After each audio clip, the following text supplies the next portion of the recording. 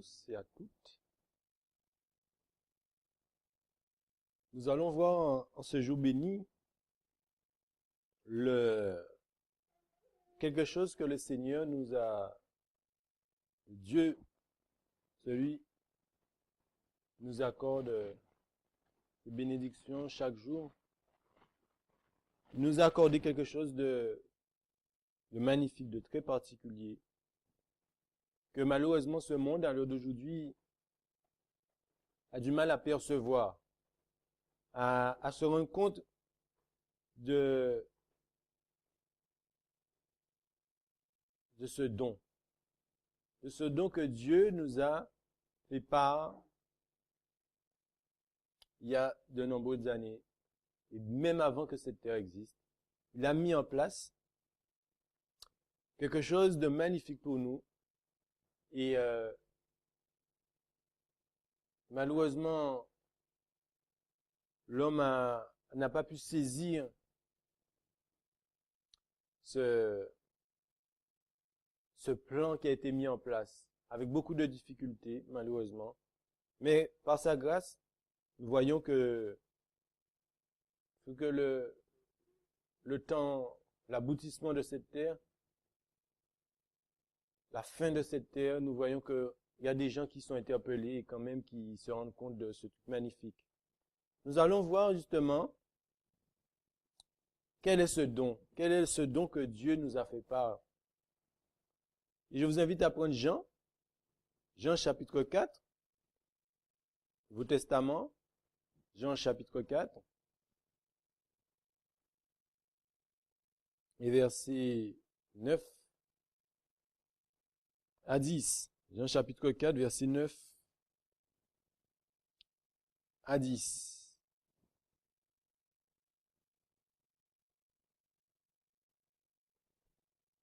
Donc,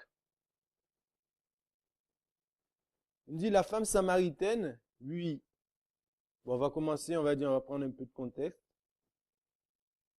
Une femme, au verset 7, une femme samaritaine étant venue pour puiser de l'eau, Jésus lui dit, donne-moi à boire, car ses disciples étaient allés à la ville pour acheter des vivres. La femme samaritaine lui répondit, comment toi qui es juif, me demandes-tu à boire, à moi qui suis une femme samaritaine? Car les Juifs n'ont point de communication avec les Samaritains. Jésus répondit et lui dit, si tu connaissais le don de Dieu, et qui est celui qui te dit, donne-moi à boire, tu lui donnerais toi-même et tu lui donnerais de l'eau. Et il te donnerait, de l'eau vive.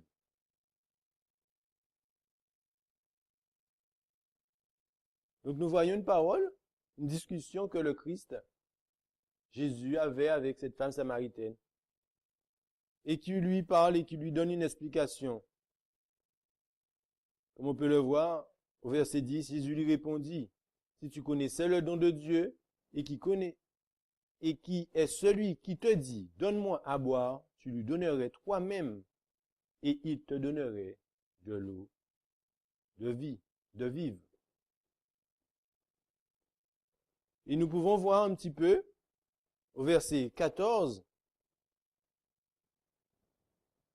nous est dit, mais celui qui boira de l'eau que je lui donnerai n'aura plus jamais soif.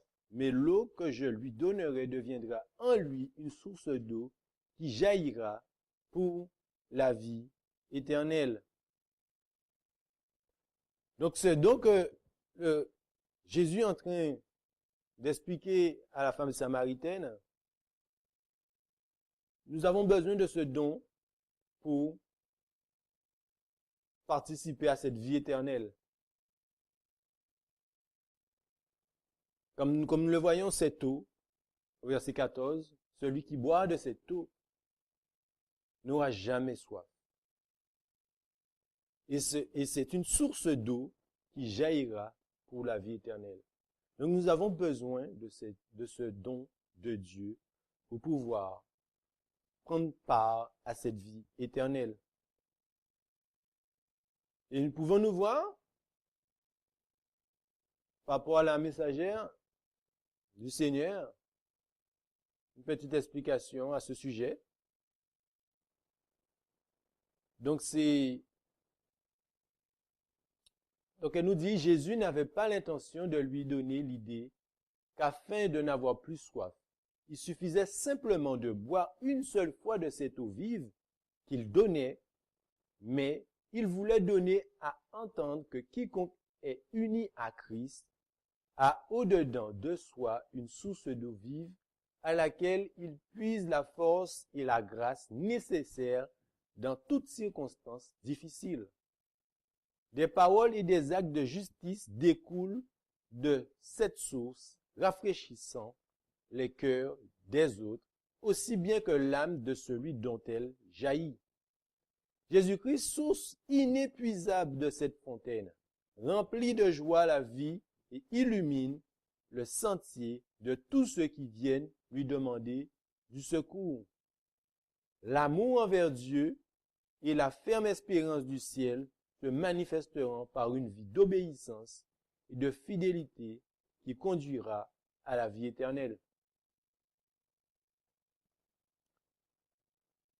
Nous voyons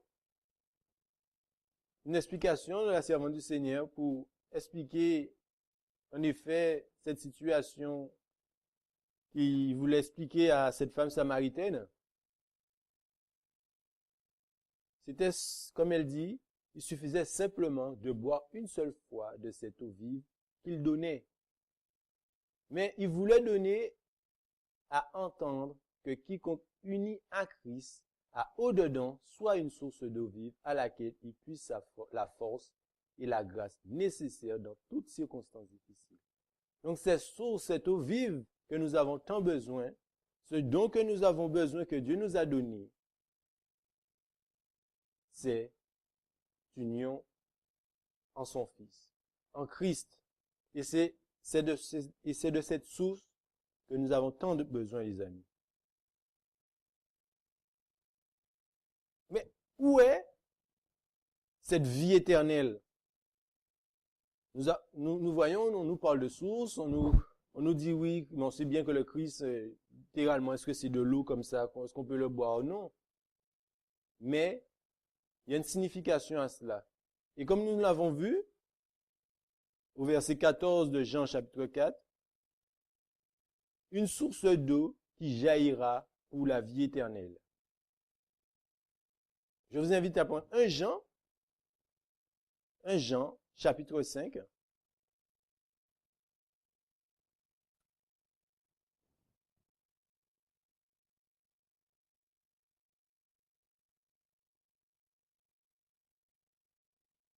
Un Jean chapitre 5,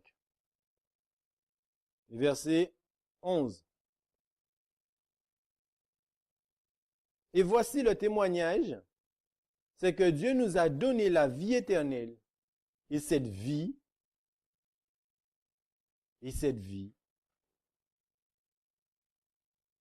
est où?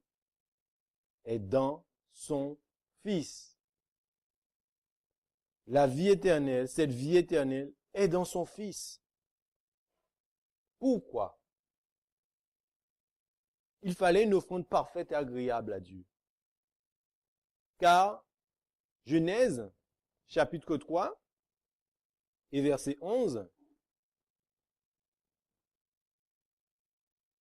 Genèse chapitre 3, verset 11,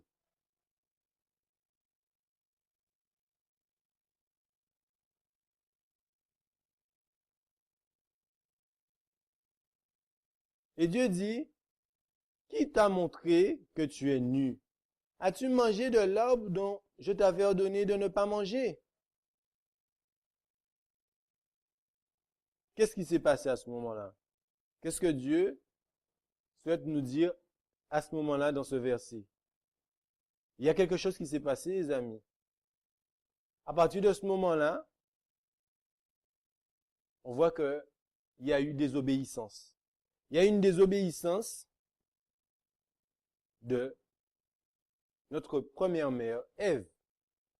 Et à la suite de ça, cette désobéissance a engendré le péché. Le péché a pris naissance. le péché a pris naissance. Et qu'est-ce qui devait se passer? Il devait mourir sur le champ. Car Romains, chapitre 6, verset 23, nous dit que le salaire du péché, c'est la mort. Donc, pour parler à cette histoire, afin que l'homme ne meure sur le champ, d'après Hébreux, chapitre 9, verset 22, sans infusion de sang, point de pardon. Il fallait un sacrifice, puis des sacrifices. Un sacrifice, et puis après, il fallait d'autres sacrifices. On peut voir, on va dire, le premier sacrifice qui a eu lieu vis-à-vis de Genèse chapitre 3 verset 21. On nous dit, l'Éternel fit à Adam et à sa femme des robes de peau et les revêtit. Ensuite, on peut voir Genèse chapitre 4 verset 3, le sacrifice d'Abel.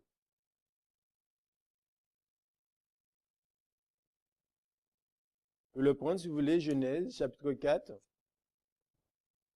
verset 3. Or, au bout de quelque temps, Caïn offrit des fruits de la terre, une oblation à l'Éternel.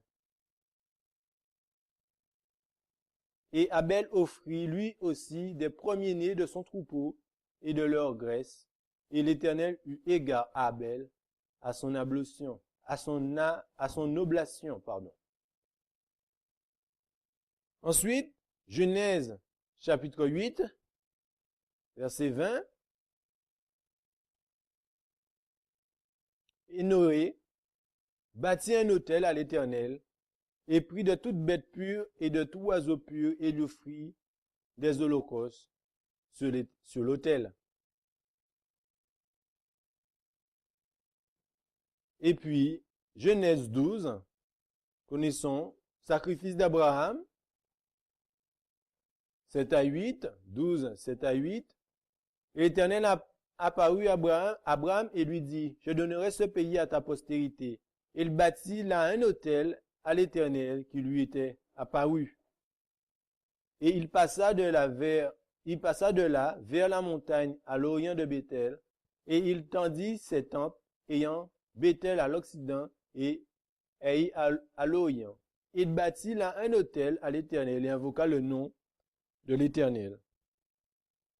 Depuis chapitre 13, le verset 4, au lieu où était l'autel qu'il avait fait auparavant, et Abraham y invoqua le nom de l'Éternel. Puis le verset 18. Alors Abraham transporta ses tentes et vint demeurer aux chênes de Mamré qui sont à Obrion, et il bâtit là un autel à l'Éternel. Donc on voit que il fallait des sacrifices. Il fallait des sacrifices. Mais il fallait aussi un agneau. Un agneau sans tache, sans défaut. Et cela, on peut le voir et le vérifier aussi, notamment par rapport au sanctuaire. Si nous prenons Exode, chapitre 29, Exode chapitre 29, 38 et 39, versets 38 et 39.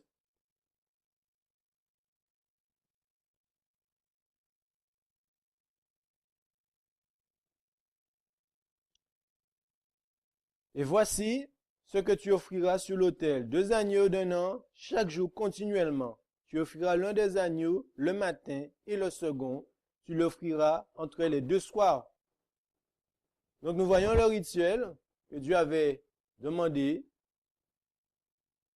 à accomplir chaque jour, matin, et entre les 2 soirs, il fallait un agneau. Mais, que symbolisait cet agneau? Qui était réellement cet agneau? 1 Pierre, 1 Pierre, chapitre 1.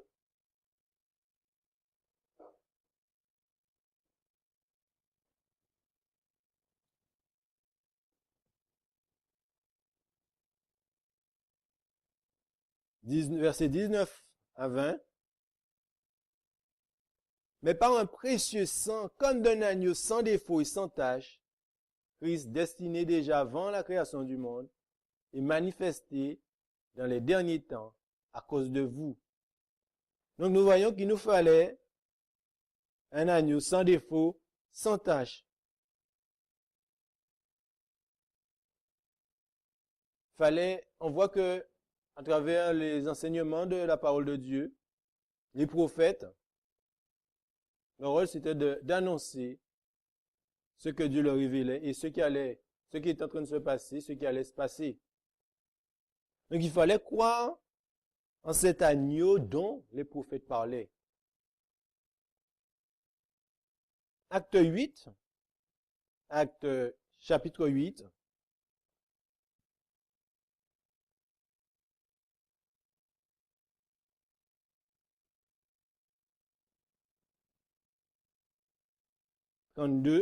Verset 32.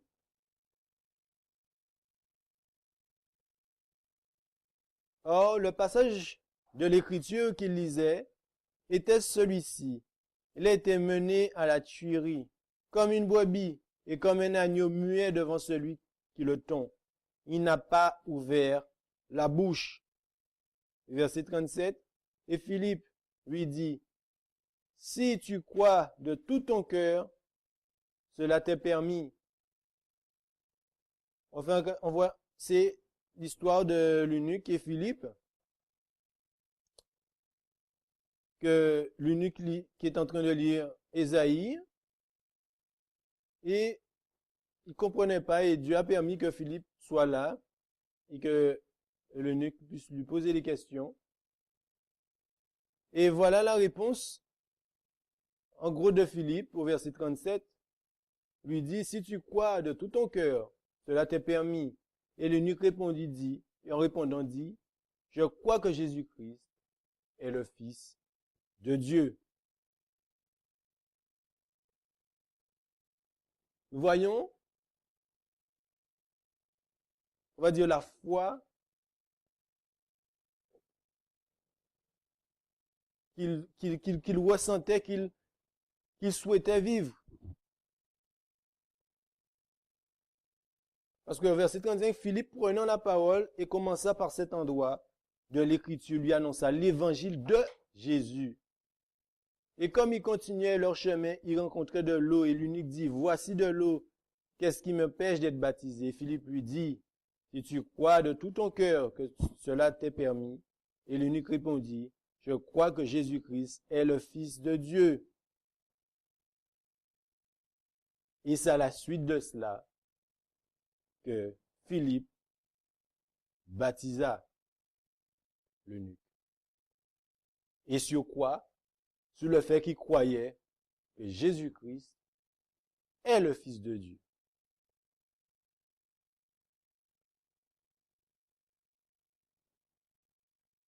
Jean,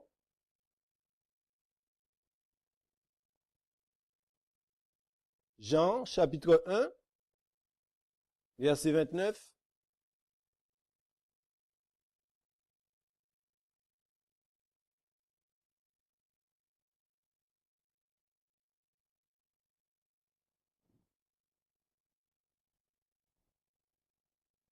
Donc les prophètes savaient qui était cet agneau. Ils le savaient. Et c'est ce qu'ils annonçaient. Ils annonçaient cet agneau qui devait mourir, qui devait être immolé pour qui? Pour nous. Jean chapitre 1, verset 29. Le lendemain, là on parle de Jean le Baptiste, ces choses se passèrent à Béthaba, au-delà du Jourdain, où Jean baptisait. Le lendemain, Jean vit Jésus qui venait à lui. Il lui dit, voici l'agneau de Dieu. Voici l'agneau de Dieu qui ôte le péché du monde.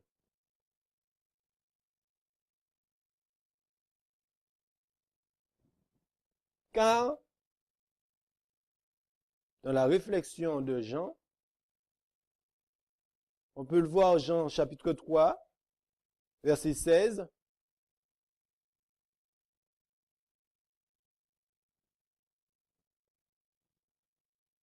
Car Dieu a tant aimé le monde qu'il a donné son seul Fils, engendré afin que quiconque croit en lui ne périsse point, mais qu'il ait la vie éternelle. Donc on devait croire en son Fils, croire en l'agneau que Jean-Baptiste a vu. Cet agneau.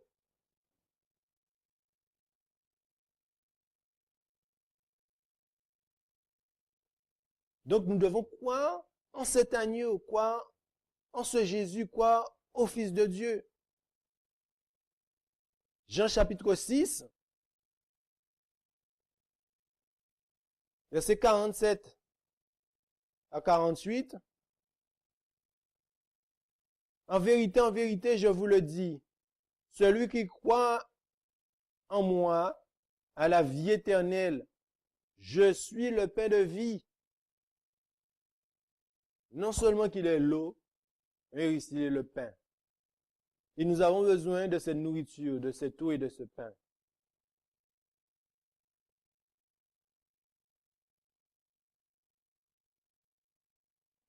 Et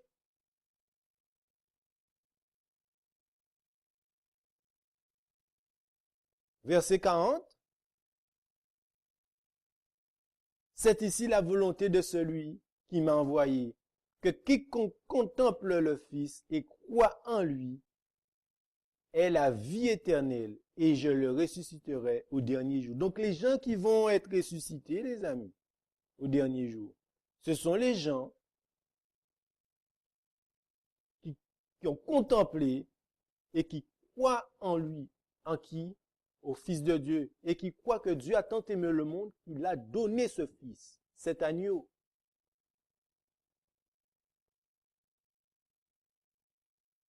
Quiconque croit en lui ne périsse point.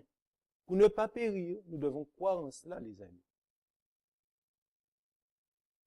Jean 3, verset 18.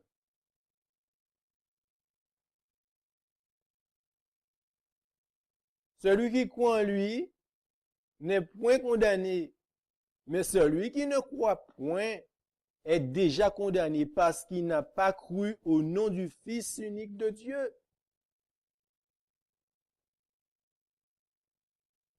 Celui qui croit en lui n'est point condamné, mais celui qui ne croit pas que Dieu a tant aimé le monde, celui qui ne croit pas, voici l'agneau, celui qui ne croit pas, l'eau de vie, celui qui ne croit pas au pain de vie est déjà condamné. Donc pour ne pas être condamné, nous devons croire ce qui est écrit. Et celui qui croit le contraire, qui croit que le Fils peut être le Père peut être le Fils. Regardez, ce n'est pas cet enseignement-là qui nous est donné.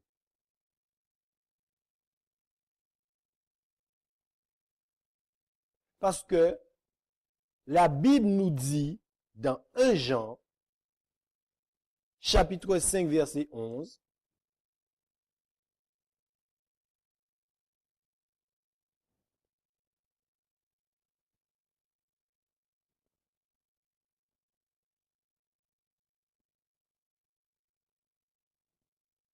un Jean 5, verset 11, voilà ce que la Bible nous dit.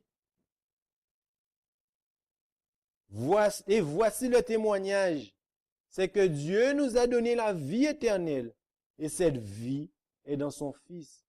Donc, pour avoir la vie éternelle, il faut croire au Fils. Celui qui ne croit pas que Dieu a un Fils, littéralement, celui qui croit pas en cela, des amis, ne peut hériter de cette vie éternelle. Car cette vie éternelle est dans son Fils. Et en croyant en son Fils, en croyant que Dieu nous a tant aimés,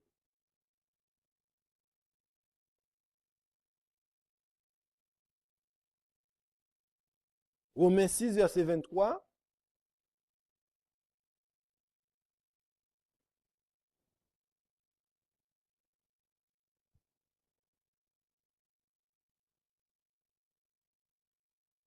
Car le salaire du péché, c'est la mort. Mais le don de Dieu, c'est la vie éternelle en Jésus-Christ notre Seigneur.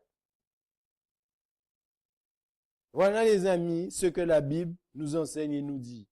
La vie éternelle est en Jésus-Christ notre Sauveur. Est dans le Fils du Père éternel.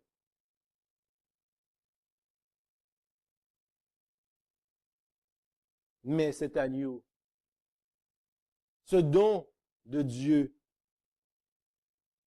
qu'est-ce qu'il a dû subir pour nous? Qu'est-ce qu'il a dû subir pour nous? Nous avons la vie éternelle en lui. Mais qu'est-ce qu'il a dû subir pour nous, les amis? Galates chapitre 3, verset 13.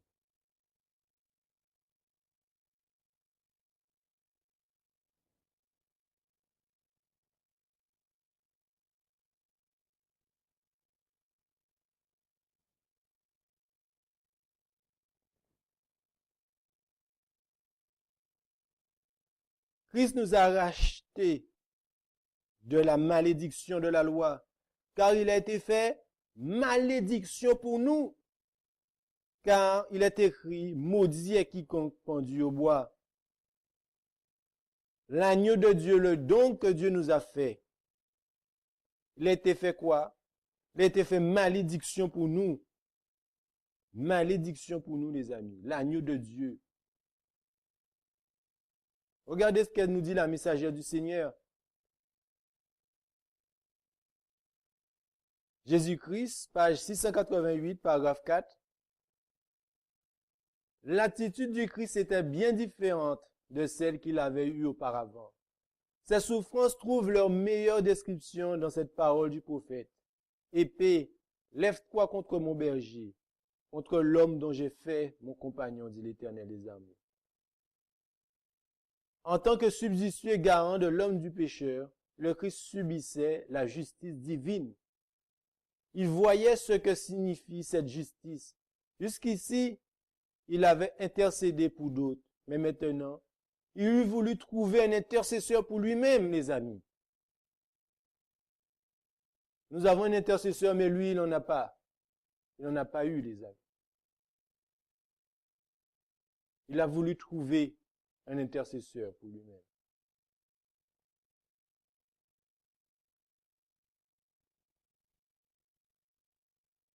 Romains 6, verset 23.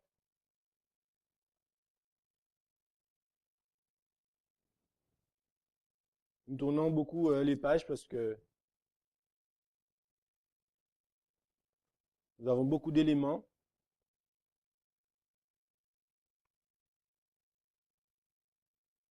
Donc, on a vu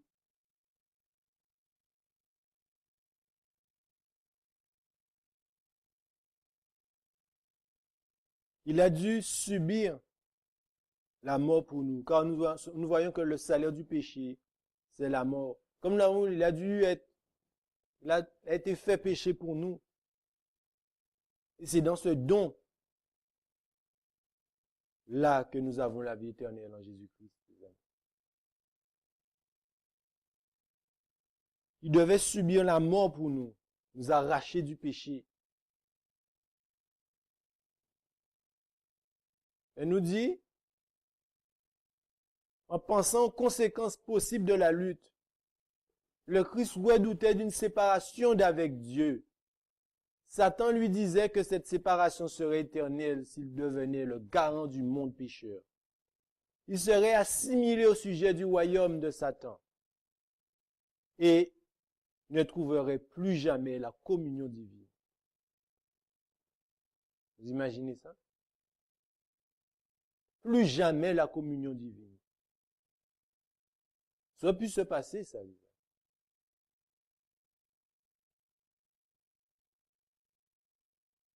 Il aurait pu perdre à jamais.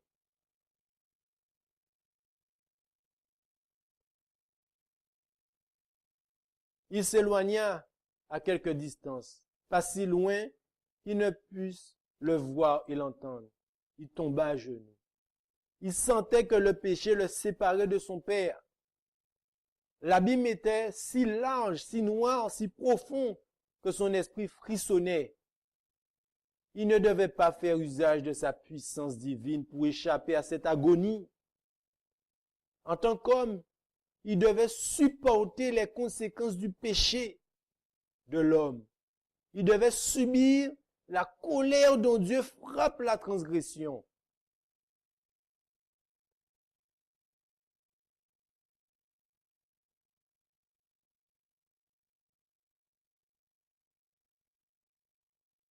Il ne devait pas faire usage de cette puissance divine pour échapper à cette agonie. C'était une agonie, les amis. Il devait supporter les conséquences du péché. De qui? De nos péchés. Et en plus de cela, il devait subir la colère dont Dieu frappe la transgression.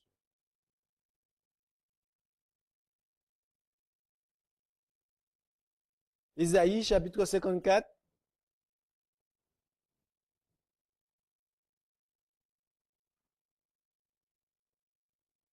Versets 1 à 5.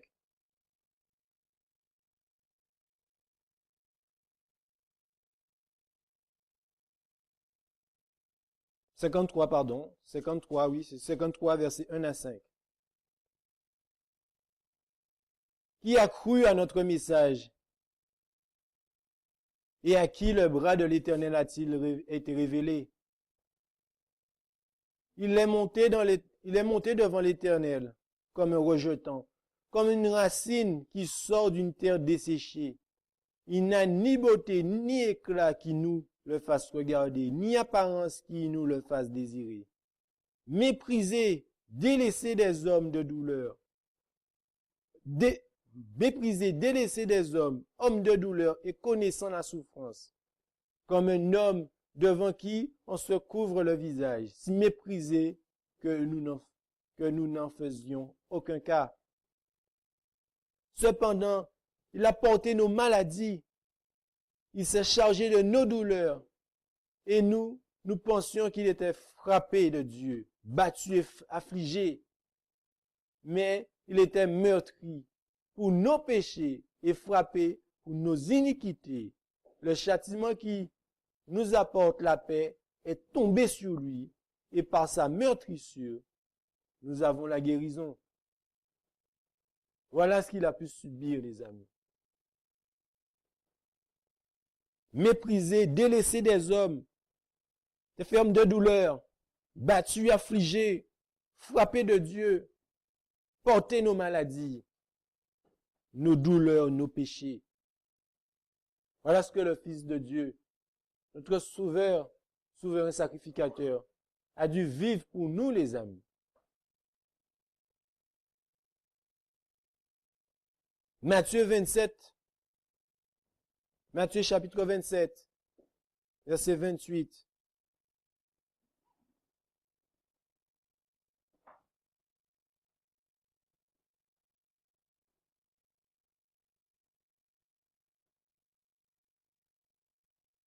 Nous connaissons cette scène. Les soldats du gouverneur amenèrent Jésus au prétoire. Ils assemblaient autour de lui toute la cohorte. Et l'ayant dépouillé, ils le revêtirent d'un manteau d'écarlate. Puis, ayant fait une couronne d'épines, il la lui mirent sur sa tête, et un roseau dans la main droite, et s'agenouillant devant lui, il se moquait de lui, en lui disant, « Je te salue, roi des Juifs. » Il était dépouillé, couronné d'épines. On se moquait de lui, crachant contre lui, frappant la tête. Au verset 31.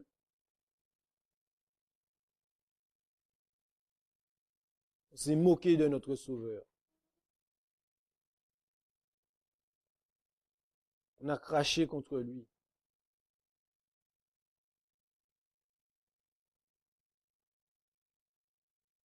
Marc 14, verset 65 nous le confirme.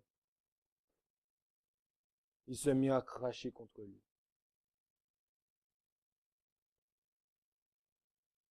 Pourquoi on a craché contre lui, les amis? Pourquoi on a craché contre notre Sauveur, les amis? Marc 14, verset 62. Voilà pourquoi, les amis, on a craché sur le Fils de Dieu.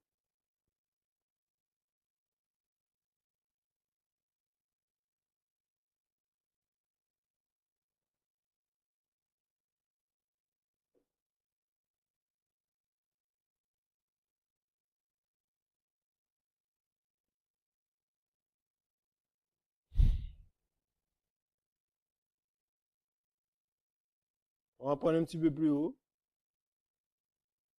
60. Alors, le souverain sacrificateur, se levant au milieu du Sanhédrin, interrogea Jésus et lui dit, ne réponds-tu rien?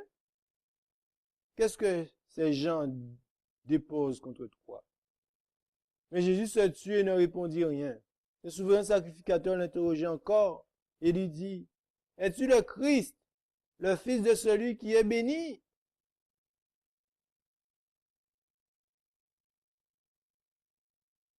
Et Jésus lui dit, je le suis. Et vous verrez le Fils de l'homme assis à la droite de la puissance de Dieu et venant sur les nuées du ciel.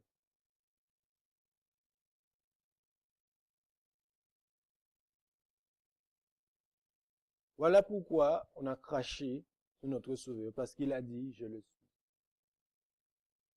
C'est-à-dire le Christ, le Fils de celui qui est béni. Voilà pourquoi il a dû subir ces choses-là, les amis.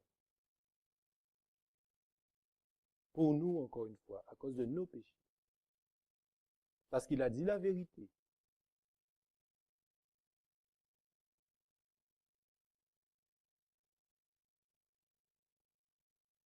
Et la Bible nous met en garde contre ce genre de pensée ou d'attitude, de cette rébellion vis-à-vis de la vérité, de ce que le Fils de Dieu nous a révélé, de ce qu'il nous a dit. Qu'est-ce que la Bible nous dit? 1 Jean 2, 1 Jean chapitre 2,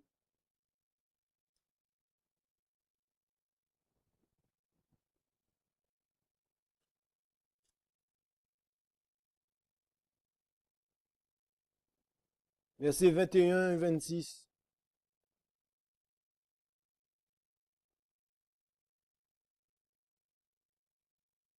Enfin, jusqu'à 26. Je vous ai écrit non que vous ne connaissez pas la vérité, mais parce que vous la connaissez et parce que nul mensonge ne vient de la vérité. Qui est menteur si ce n'est celui qui nie que Jésus est le Christ? Voilà pourquoi on a craché sur lui, n'oubliez pas. Celui-là est l'antichrist qui nie le Père et le Fils. Quiconque nie le Fils n'a non plus le Père. Et celui qui confesse le Fils a aussi le Père. Que ce que vous avez entendu dès le commencement, donc dès le commencement, les amis, demeure donc en vous. Qu'est-ce qui demeure en vous? C'est le fait qu'ils ont reconnu Jésus-Christ comme l'unique. Il est le Fils de Dieu. Si ce que vous avez entendu dès le commencement demeure en vous, vous demeurez aussi dans le Fils et dans le Père. Et la promesse qu'il nous a faite, c'est la vie éternelle. Je vous écris ces choses au sujet de ceux qui vous séduisent. Donc il est obligé de rappeler ça car il y avait une séduction certainement à ce sujet que nous revoyons encore à l'heure d'aujourd'hui. L'Antichrist est celui qui nie le Père et le Fils. Les deux.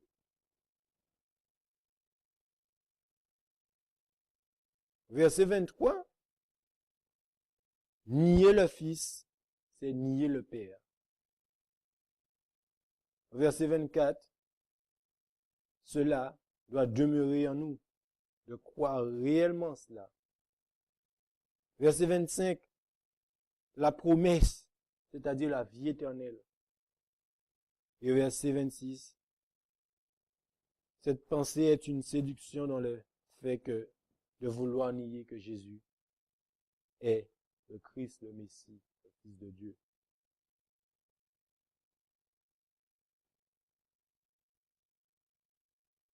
Comme on a vu, que croyait l'eunuque pour être baptisé? Ils croyaient que Jésus-Christ est le Fils de Dieu. Que croyaient les disciples, les amis? Matthieu 16, nous le connaissons, verset 13.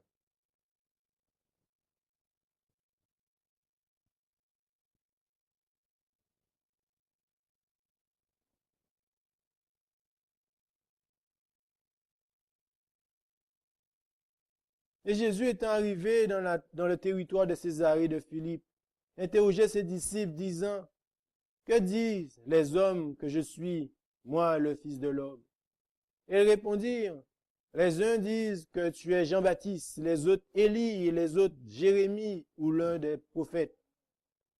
Et il leur dit, et vous, les disciples, mes disciples, qui dites-vous que je suis? Simon-Pierre, prenant la parole, dit, tu es le Christ, le Fils du Dieu vivant.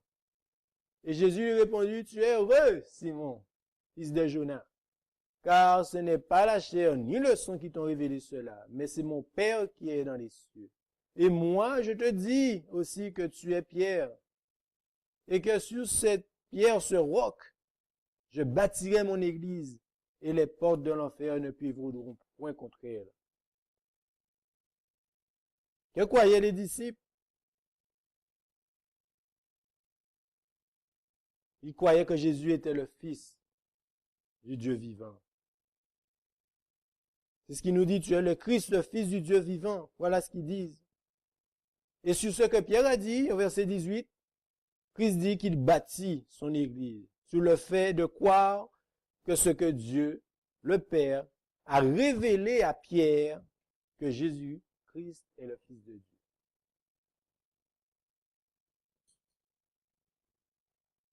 Une citation, la servante du Seigneur nous dit, mais la foi de Pierre ne vacilla jamais. Il suivait son maître avec un dévouement infatigable. Lorsque ceux des disciples qui avaient ardemment attendu que Jésus déployait les effets de sa puissance et prit possession du trône de David, le quittèrent. Voyant que telle n'était point son intention, Pierre et ses compagnons ne chancellèrent point dans leur fidélité. La conduite vacillante de ceux qui le louaient hier et le condamnaient aujourd'hui n'affectait point la foi des vrais disciples du Sauveur. Pierre déclare, tu es le Fils du Dieu vivant. Il n'attendait pas que des honneurs royaux connaissent son Seigneur. Mais il le suivait dans son humiliation. Pierre, dans la confession qu'il fit de Christ, exprimait la foi des disciples. Donc, sur ce que Pierre a dit, c'était sur cela était fondée la foi des disciples.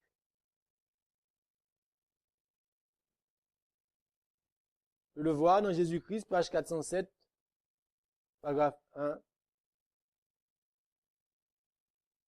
Pierre avait exprimé la foi des 12.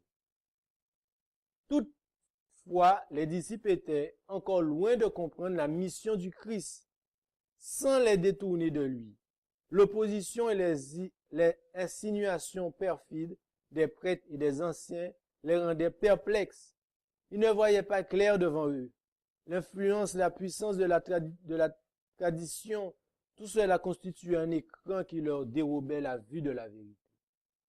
De temps en temps, le précieux rayon de lumière émanant de Jésus les illuminait. Malgré cela, ils étaient souvent comme des hommes marchant à tâtons parmi des ombres.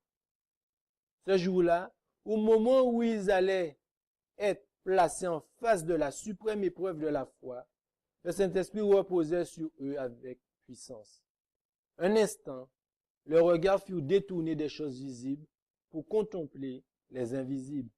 Ils reconnurent sous son déguisement humain la gloire du Fils de Dieu.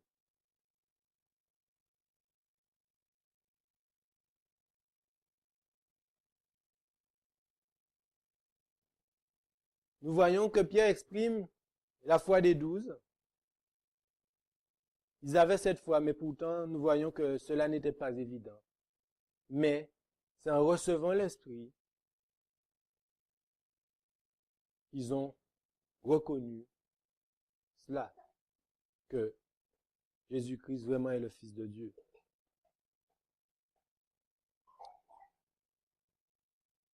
Jésus-Christ, page 407, paragraphe 3. La vérité confessée par Pierre constitue le fondement de la foi du croyant. C'est ce que Dieu, le Père, a révélé à Pierre, constitue le fondement de la foi du croyant. C'est d'elle que le Christ lui-même a dit qu'elle est la vie éternelle. Donc, c'est ce que Pierre a dit, ce que le Père a révélé à Pierre, dans cette révélation, il y a la vie éternelle, les amis. Et c'est quoi? C'est le fait de croire que Jésus-Christ est le Fils de Dieu.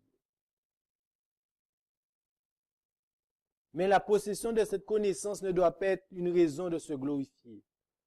Ce n'est pas par une sagesse ou une bonté personnelle que Pierre parvenait à cette vérité. L'humanité n'atteindra jamais par elle-même à la connaissance de ces choses divines. Donc c'est une chose divine. Elles sont à la hauteur des cieux. Que pourrais-tu donc faire? Elles sont plus profondes que le séjour des morts. Comment les connaîtras-tu? Seul l'esprit d'adoption nous fait distinguer les choses profondes de Dieu. Ce que l'œil n'a pas vu, ce que l'oreille n'a pas entendu, et ce qui n'est pas monté au cœur de l'homme, Dieu nous l'a révélé par l'esprit. Car l'esprit sonde tout, même les profondeurs de Dieu. Le secret de l'Éternel est pour ceux qui le craignent. Le fait que Pierre discerna la gloire du Christ prouve qu'ils avaient été instruits par Dieu. Oui, assurément. Tu es heureux, Simon, fils de Jonas, car ce n'est pas la chair ni le sang qui t'ont révélé cela. Wow.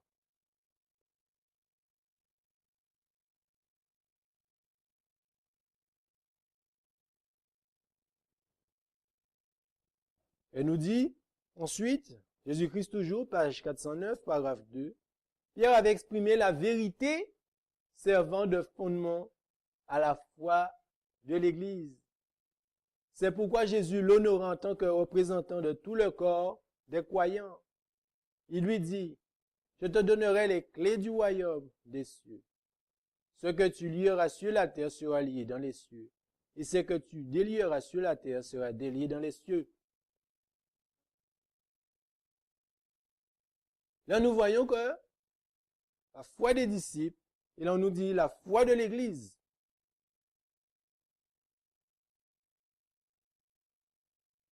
Et à cela, personne ne peut poser un autre fondement que celui qui a été posé, savoir Jésus-Christ. Sur cette pierre, dit Jésus, je bâtirai mon Église. En présence de Dieu et des esprits célestes, en présence aussi de l'armée invisible de l'enfer, le Christ a fondé son Église sur le rocher vivant. Ce rocher, c'est lui-même, son corps rompu et meurtri pour nous. Bâti sur ce fondement, l'Église défie les puissances de l'enfer. Voilà sur quoi, les amis, que l'Église de Dieu est fondée. C'est sur cette vérité.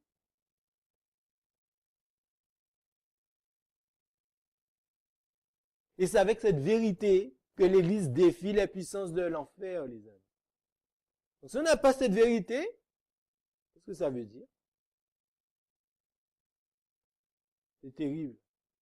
Combien de personnes qui cherchent le Christ et qui ont reçu de faux enseignements? Et surtout par la base. Voilà la base. Voilà le fondement qui a été posé.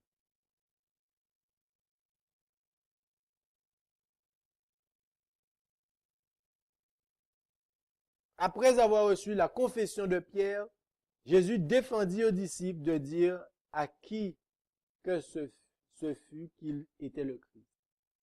Cette défense s'explique par l'opposition irréductible des scribes et des pharisiens. Il faut ajouter que le peuple et les disciples eux-mêmes avaient du Messie une une conception tellement fausse que Jésus, en prenant publiquement, ce titre, n'aurait pas donné une idée juste de son caractère et de son œuvre.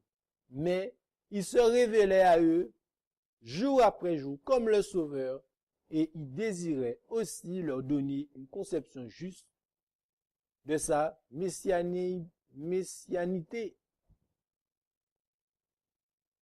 L'opposition irréductible des scribes et des pharisiens, c'est-à-dire de la vérité au sujet du Christ.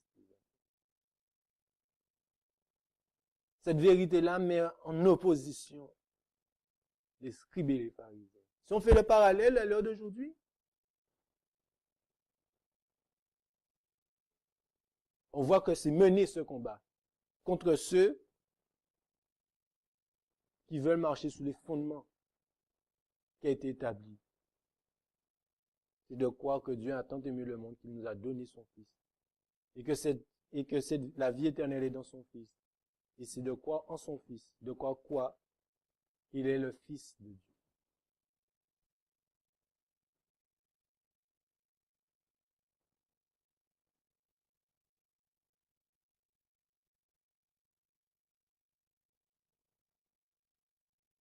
Notre roc, ce rocher est mort pour nous.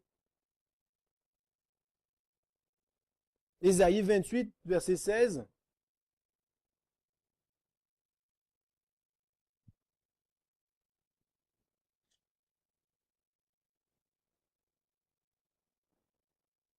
C'est pourquoi, ainsi a dit le Seigneur l'Éternel, voici, j'ai posé en Sion une pierre angulaire, éprouvée et précieuse, solidement posée.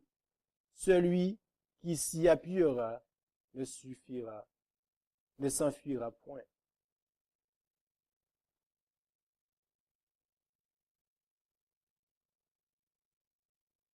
Voilà cette pierre, ce roc, ce rocher, cette pierre angulaire.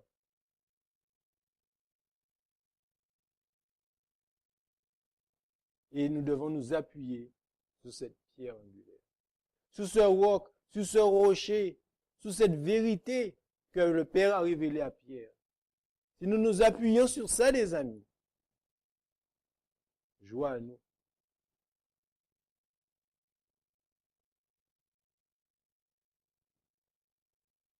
Car, la messagère du Seigneur nous dit, avant la chute, il était possible à Adam d'acquérir un caractère juste par l'obéissance à la loi de Dieu. Mais il échoua et à cause de son péché,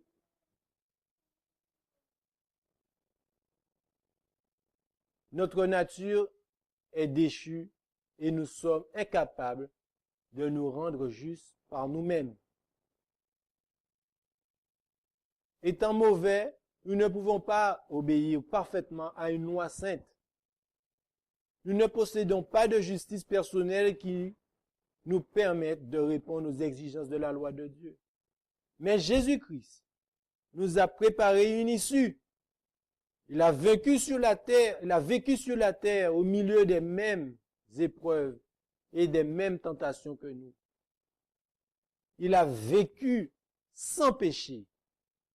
Il est mort pour nous. Et maintenant, il nous propose de prendre sur lui nos péchés et de nous donner sa justice.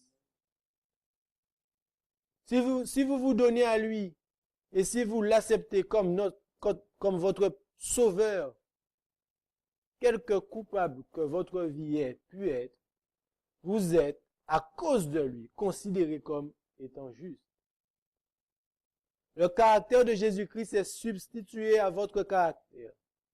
Et vous avez accès auprès de Dieu comme si vous n'aviez jamais péché. Il nous donne sa justice. Notre justice est dans le Fils et le fait de croire que Dieu a tant aimé le monde et qu'il nous a donné ce Fils. Il nous a fait ce don. Et on veut nous enlever ce don. Satan veut nous enlever ce don. Il veut nous enlever ce roc sous celui que nous voulons nous appuyer. Il veut nous faire croire autre chose que cela.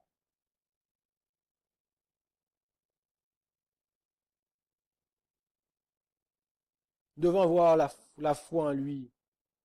Et nous dit ensuite, il n'y a plus.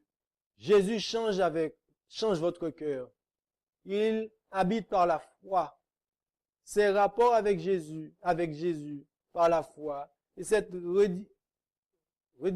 reddition constante de votre volonté à la sienne, il faut les maintenir. Tant que vous le ferez, il produira en vous le vouloir et le faire selon son beau plaisir. Vous pourrez donc dire, si je vis, ce n'est plus moi qui vis, c'est Christ qui vit en moi. Et si je vis maintenant dans la chair, je vis dans la foi au Fils de Dieu qui m'a aimé et qui s'est livré lui-même pour moi. Galates 2, verset 20. C'est ainsi que Jésus pouvait dire à ses disciples, ce n'est pas vous qui parlerez, c'est l'Esprit de votre Père qui parlera en vous. Matthieu 10, verset 20. Alors l'Esprit de Jésus-Christ, agissant en vous, vous permettra de manifester les mêmes dispositions que lui et vous accomplirez les mêmes œuvres, des œuvres de justice et d'obéissance. Donc nous devons avoir la foi au Fils de Dieu, de croire réellement cela, les amis. Et c'est l'Esprit de notre Père qui parlera. L'Esprit de son Fils, Jésus-Christ, agira en nous et nous permettra et nous mettra dans les mêmes dispositions que lui. La foi au Fils de Dieu, l'Esprit du Père et du Fils agira en nous.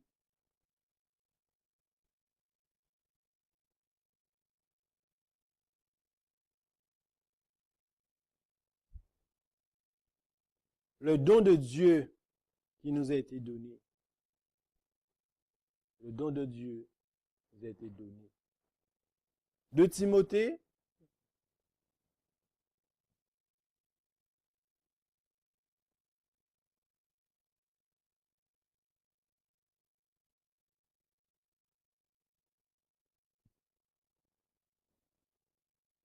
chapitre 1, versets 6 à 8.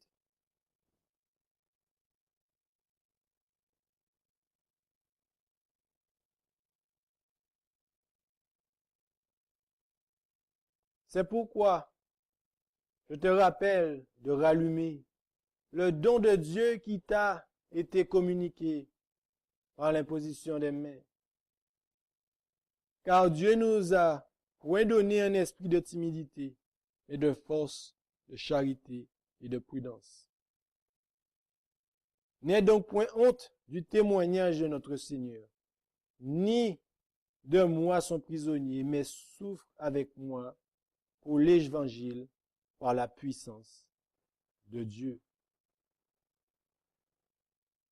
Comme ils l'ont vécu, cherchons à nous rappeler, afin que Dieu puisse rallumer ce don qu'il nous a fait, que nous puissions le vivre au plus profond de nous, que nous ayons le témoignage de notre Seigneur en nous, afin qu'il puisse manifester les mêmes dispositions que lui, afin que nous puissions accomplir les mêmes œuvres que lui. Et ces œuvres étaient remplies de justice et d'obéissance.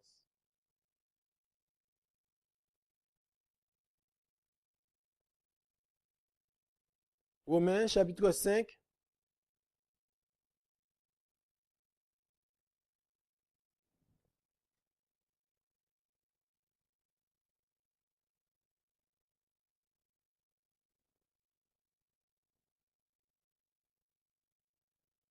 Mais il n'en est pas du don gratuit comme du péché. Car si par le péché d'un seul, plusieurs sont morts, à plus forte raison, la grâce de Dieu et le don de la grâce qui vient d'un seul homme, savoir Jésus-Christ, s'est répandu abondamment sur plusieurs.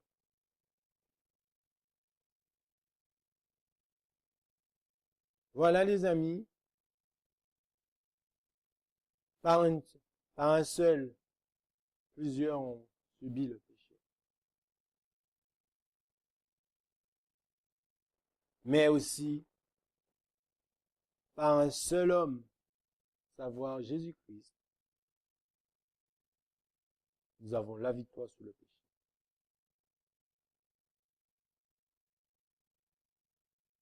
Et c'est en ce don, cette grâce que le Père nous a fait. Cette souffrance qu'il a pu vivre à Golgotha, sur cette croix du calvaire. Cette séparation quand son Fils a pris le péché de l'humanité qui est descendu sur lui. Il y a dû avoir séparation entre lui et son Père. Ça devait être terrible. Tout ça pour qui? Pour nous. Car il nous a tant aimés. Il a pensé à nous. Il a mis un plan en place pour nous.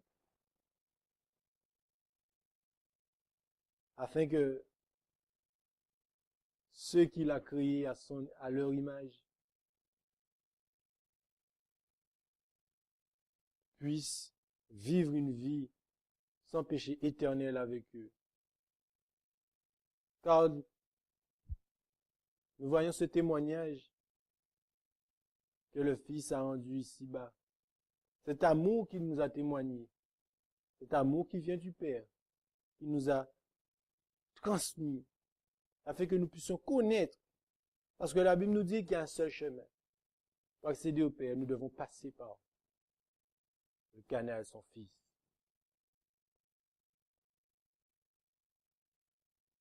Donc Satan voudra nous enlever cela, de croire en ce que l'eunuque a cru, de croire en ce que les disciples ont cru, de croire où la foi, le fondement de l'Église de Dieu est fondé, est posé. C'est de croire que Jésus-Christ est littéralement le Fils de Dieu. Il voudra nous l'enlever.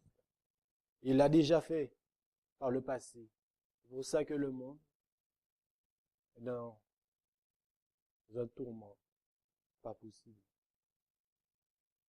Et nous voyons que cette vérité, c'est en cette vérité que nous allons hériter de la vie éternelle.